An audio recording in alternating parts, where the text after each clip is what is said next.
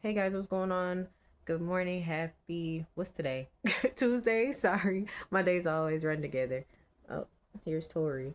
Um, I just wanted to come on here real quick and do a quick message. I'm trying to get used to doing quicker messages when I have my baby with me because it's always so difficult to post when I have her, but she's eating her breakfast right now, so I figured I'd take a couple minutes just to do a quick message, but um I know that yesterday I talked about how powerful you guys are and how you use the HBIC or if you're a man, you put it whatever word you call yourself where you would put the B, but like people respect you.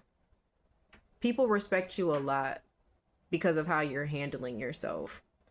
I need you to understand that it is not easy when there are unspoken rules and there are people trying to provoke some sort of emotional reaction out of you so that they can continue to justify the reasons why they treat you the way that they treat you.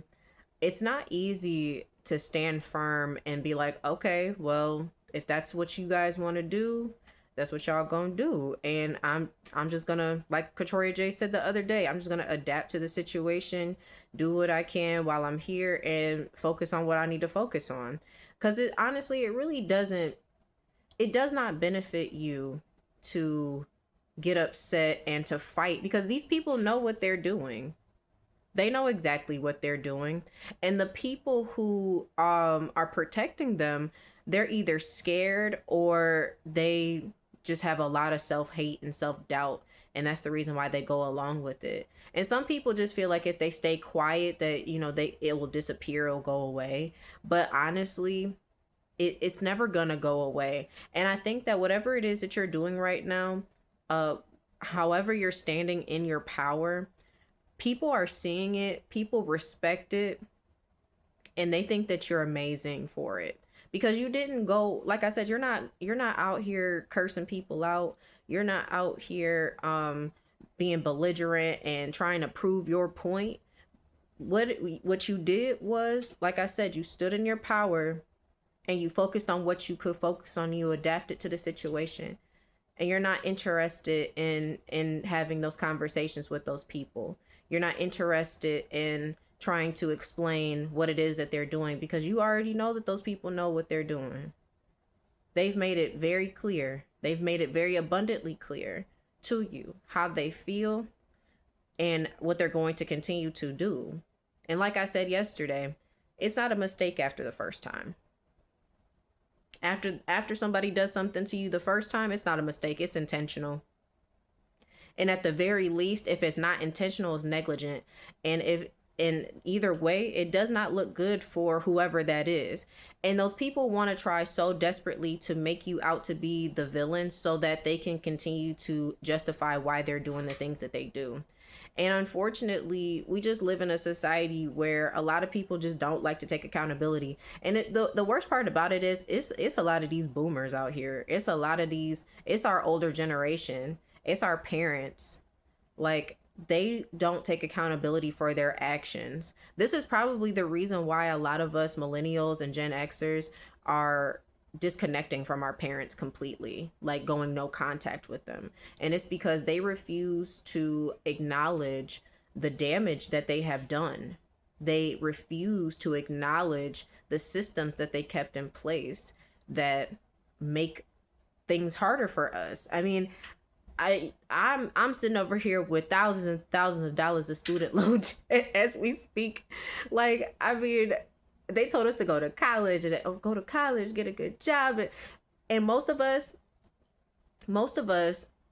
want to buy houses. Like, we're in that age bracket now where it's time for us to start wanting to buy our first homes, and we can't even afford to do that.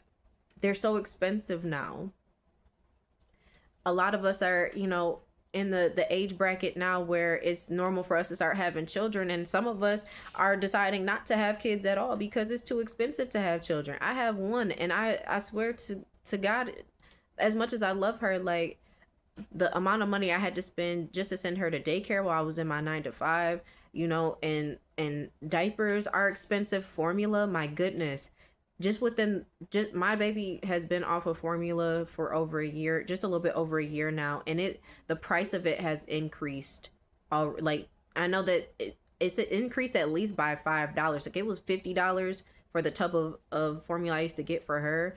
Now it's like 55, $56. Like, and I mean plus tax, it's like $60. And depending on how small your baby is, that's not gonna last you but a couple, like maybe a week or two, depending on if it's a newborn or wherever your baby is at in their formula journey. But it's like it's expensive just to have children. It's expensive to live. It's expensive, and it's like it's already bad enough that we have to pay for life the way we have to pay for life, but then on top of that we have to be disrespected by people simply because they want to try to keep certain systems in place, and they want to keep you in a certain position because that's how they feel about you. Like, no, that's not what we're doing anymore. And the only way that we're going to be able to change, I mean, obviously we're going to have to we're going to have to dismantle it from its core, but what you can do in your own personal life is you can stand firm in your morals and your values, and don't waver on that. You have to stand firm in who you are and say, I'm not going to lower myself just for the pleasure of someone, the satisfaction of them getting the reaction out of me that they wanted. They wanted me to yell and scream and curse them out so that they could justify being mean to me essentially. And it's like it's just crazy to me sometimes when I really think about it, because it's like these people really sit back and have to plan on doing this. They really plan on it. And and they're okay with it.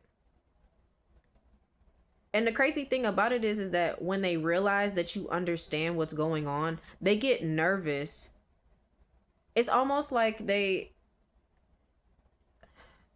people are so used to manipulating the situation so that people are upset and so emotionally out of whack that they're just thinking about, like, why am I being treated this way, so that they can, because back in the back of their head they're smiling like, yeah, I got them, I got them exactly where I wanted them. But when you are very stoic in your responses,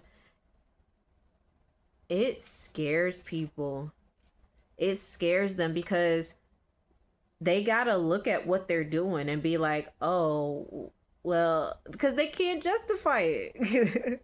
They can't justify it at that point when you're just like, okay, if that's what you gonna do, that's what you gonna do. Then they're like, oh, well, I can't justify. They're trying to find a reason and a way to justify it. They'll even start sending people towards you. I need you to pay attention. I need your third eye to be open. They'll send people towards you that you either all oh, sorry, I had to get my baby situated. But they will send people towards you that you've already either had interactions with, or they'll send people towards you so that you have some sort of issue or beef with them, so that because they gotta get that reaction out of you. They gotta get it out of you somehow, because they're now aware that what it really is. And the thing is that the people around you, they may not say it to you, but a lot of people secretly respect you. They secretly respect how you're like I said in the beginning, they respect how you're handling the situation, because nobody before you has done this. I don't know who I'm speaking to, but you are the generational curse breaker. You're going and dismantling things wherever you go, and you're not even doing it on purpose. You're just standing in your truth. And I can say personally, for me, I've gotten to a point in my life where it's like I'm not fighting to prove myself to anybody. However you feel about me is your business. I'm not here to argue with you. I'm not here to try to prove that, well, I'm a good person, I promise. Like, a lot of people really don't care whether you're a good person or not. Manipulators don't care about how good of a person you are. They care about doing whatever it is that they trying to do to you, because that's what they want to do.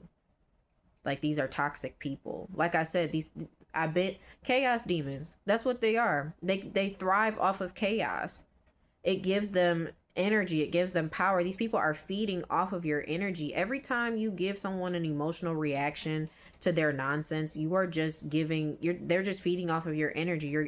You're giving them permission to siphon your energy, and that energy that you're giving out to those people, you could be putting that into literally anything else. Literally anything else you can think of. Whatever creative projects that you want to do, whatever you do with your family.